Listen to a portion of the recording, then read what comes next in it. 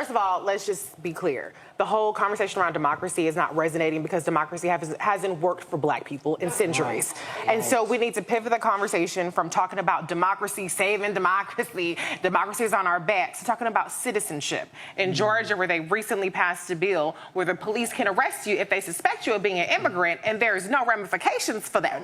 Now, I don't know if the Kemp has signed it. We know Stacey Abrams wouldn't have signed it. I don't know what Kemp is going to do. That's a matter of citizenship. Right. Women no longer have national citizenship if you can't have IVF in a certain state, if you can't have an abortion in a certain state, if you can't travel without them hunting your ass down to the next state, you are not a national citizen. And so what we need to make people understand is that citizenship is on the ballot in 2024. Yes. The next thing, the Civil War that people are looking for, they're looking for a J6, white folks losing their mind, climbing the Capitol, busting out windows. It's happening right now with Republican governors. Randy, you talked about it. We're seeing what they're doing with the power that they have that is stripping us of our citizenship, stripping women of their rights, stripping us of our right to vote, of our rights to keep people that we've elected in their positions. Ron DeSantis in Florida with the state's attorney that he's removing, Greg Abbott with what he's doing with the schools down there. And so people are looking for this grand gesture of Trump being reelected or not being reelected, and we need to be fighting these battles every single day against Republicans.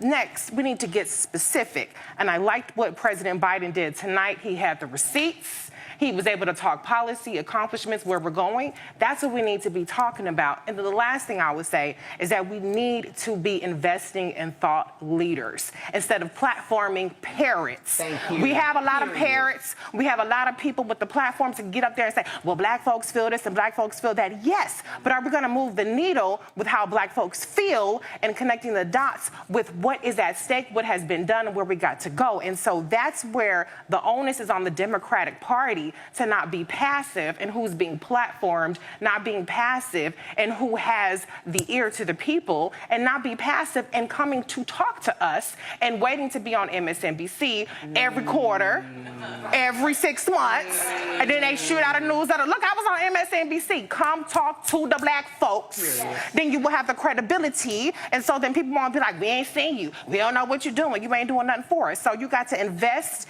in our apparatuses and invest in the people that are going to tell people, I know that's how you feel, but let's talk about what's been done, and let's talk about what's on the line with Trump, with Mike Johnson, don't forget, and with all these Republican governors, because we have a lot on the line. The general election is now. I still want you to go out and understand the primary assignment, but look, Trump is the nominee. It's bite it or bust. Nobody with any kind of sense is going to jump in at this point. Get over it. He's old, but he's our nominee. Let's move on and let's win this thing, period.